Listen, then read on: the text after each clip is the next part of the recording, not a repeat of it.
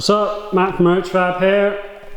Got a bit of an update on the Mini. I've actually done quite a lot of work on the Mini, but it's all the little bits of stuff that take a long time and you don't really get a lot visually for your time, but it's all stuff that has to be done. So I'm going to run through everything I've done on that. I've also got a big delivery of stuff from Spares, so I'll run through all that stuff. And I've also got some stuff from Barry at eAbrasives, and he's supplying me with some other stuff, sanding stuff. We'll look at all that in a minute. I'll just run through everything that I've done so far. So as you can see, I've got the fiberglass front fitted. That was actually quite a lot of work to get that to fit right. The main issue I had was this side here. I had to split this all the way down here because if I clamped these two faces together, it was pulling the front corner of the nose down. So to get that to sit right, I had to basically split it and then fiberglass it from the back and then re-fiberglass it from the front. Would have been much easier to do it on the steel, but I thought if I ever completely destroy the front and I have to put a new fiberglass front on, I don't want to be having to then re-cut this piece that's going to be part of the body. So that is now on and fitted. Bonnet now fits. It's pretty good. Gaps are more than good enough for a race car.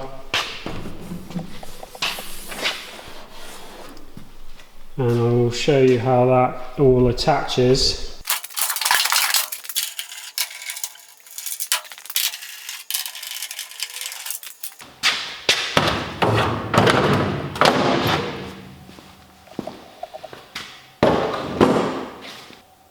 So that's basically it. It just slides over these, and you've got these plates here with two riv nuts. And so 4 bolts holds the front end on. I'm not sure whether I might put another bolted fixing down here or something, just as a little bit of extra support, maybe. But that's that. I've also filled in all these holes in here. I had to cut this out here so that I could get in to weld the roll cage on the inside of the back of that. So it was just access to get in, and I did the same. You can see there, I just literally like cut a little hatch, fold it open, weld it up, fold it back. And I did the same there, little hatch there, pull it open so that I could get all the way around the back to weld the cage around the back of there. So that's all done. There's still a few more little holes and things that need welding up. I've also changed this here. If you remember, I had these coming from right at the top of here down, and so having these coming from here was going to cause issues if I ever had to work on the engine with the engine in the car. So I ended up cutting those off and remaking these brackets. So it's all still one piece, but I just have the clearance needed there now.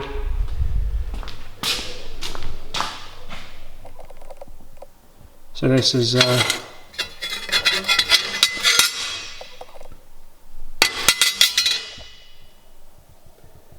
that's the bracket, and I've just got an extra washer welded on there just to give that a bit more support, because that'll have a bar that goes up and connects to where this, basically where that did go up to, so it will triangulate down to there, bolt on, and it'll just be a rose joint.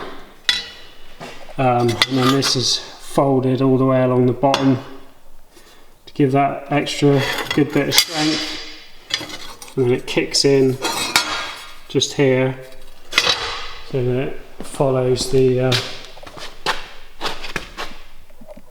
subframe where that comes down there and just kicks in a little bit, so fits really good. So that's that sorted. I've just got to put some radiator mounts on here, and then that's the subframe's totally done. I can paint that. What else have I done? I don't think I've done anything really on the... Oh, I've done the handbrake brackets, which are these little tabs. They will mount the original handbrake, just moved back about so that it's out of the way. Yeah, one of the last things I've got left to do, so I've cut a load of these little squares which are folded, and then basically just for clipping all my lines and wiring cables, brake pipes. They'll just get a tack either side of that, and then you can get a cable tie under.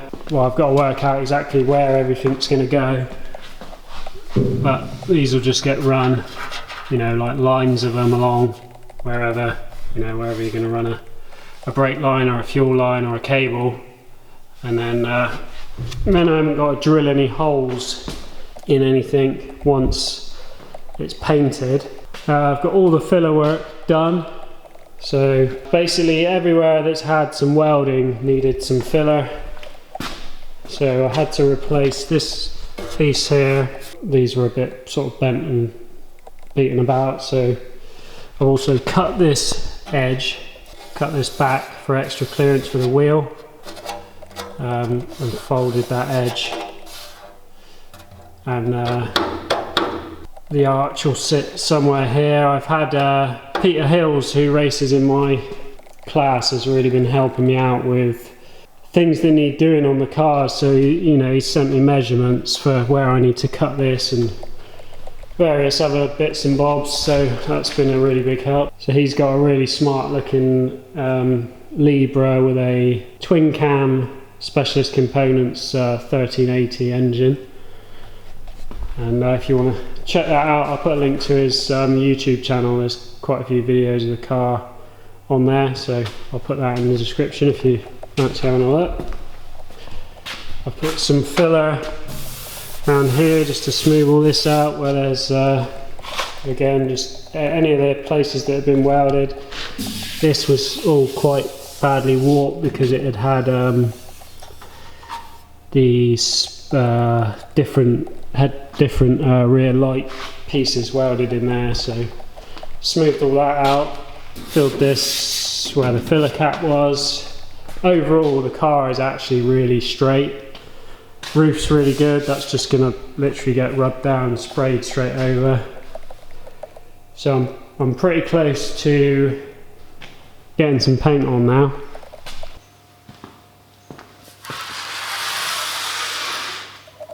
So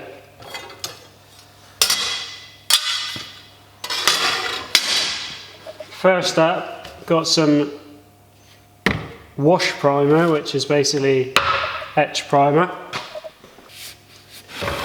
Then I've got some high build, which I'm not going to go mad with trying to get this car like perfectly straight and flat, because I think likelihood is it's going to you know, get a bit of a bash in at some point, so I don't want to spend too much time on the paintwork stage. I just want it to look clean and shiny, so I'm not going to go mad with putting loads of filler primer on it. I'm probably only going to put that on the areas that have actually had body filler on. The roof, everything else, I'll just give a quick rub down and then paint straight over.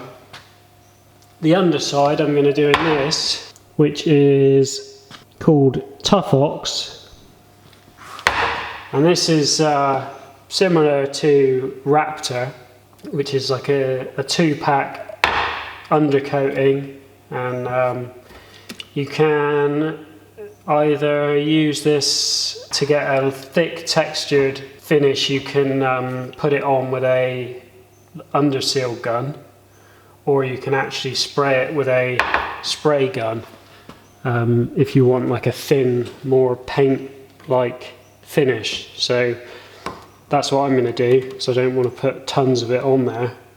I'm just going to do a thin layer and apply it like paint. So you just add a hardener to that, and that's good to go. There's this pre-adhesion stuff which you spray on as well, which helps it to stick. So I'll probably do the subframes in that stuff as well. I've got the same thing in a can, which has a this is a two pack can, so you press that and it releases the hardener into it, and then you get two nozzles. One is like a fine spray to apply it like paint, and the other one will do a textured one. I've got a little can of 2K epoxy primer. Again, you just press that.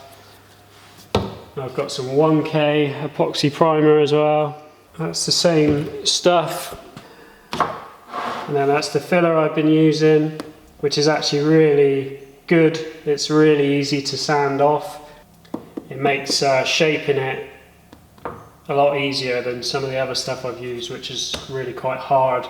And then this was I used to do the fiberglass repairs.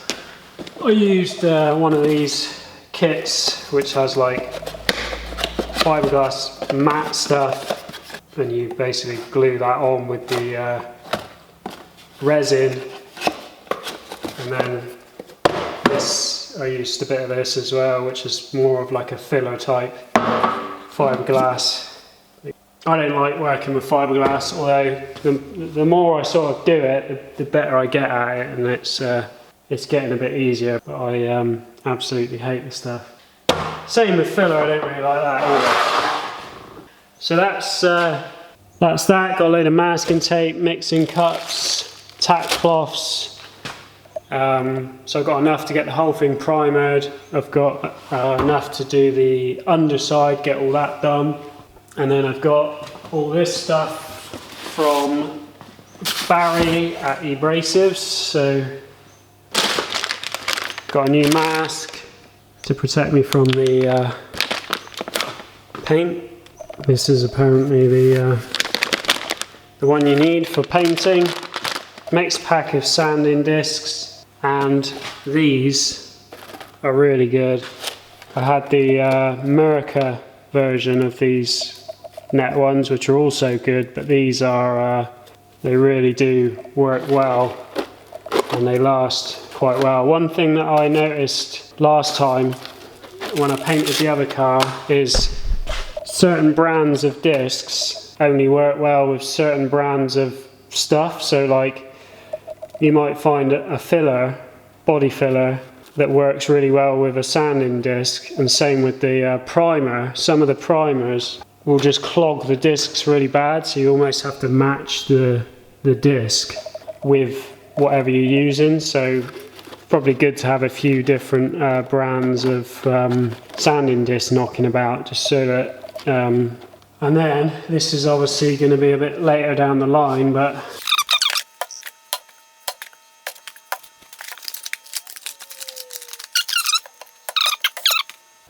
we got an extreme cut gel coat compound, single step compound, multi-use compound, finishing glaze, UV wax, speed gloss. I've used this one just to clean the car without actually like washing it, you know, give it a quick spray of that and then go over it with a cloth, and it does come up pretty good. But yeah, obviously this is all going to be used when the paint job's finished. So if you do need any paint supplies, make sure you give Gareth at Transpares a shout. I'll put the link to their website in the description box. He's a really helpful guy, very knowledgeable, and he will have no trouble sorting you out for whatever you need. And if you're after any grinding discs, cutting discs, polishes, sanding discs, all his details are in the description box as well. My goal is to have the car completely painted by the end of August. I've not really set any kind of time frames through this build, but I feel like maybe I need one. So that's the plan. thanks to everyone who's bought a raffle ticket for the welding gear. I've sold 201 tickets so far. There's still 12 days left on it, I think. So if you did want to get yourself a ticket, all the details for that are in the description box. It's £5 for a ticket, but I do appreciate all the tickets bought, and any profits just go into finishing this thing off. And yeah, we're getting somewhere. It's getting close. I can see the end. The end is in sight. That's going to be it for this one. Just watching. See you on the next one.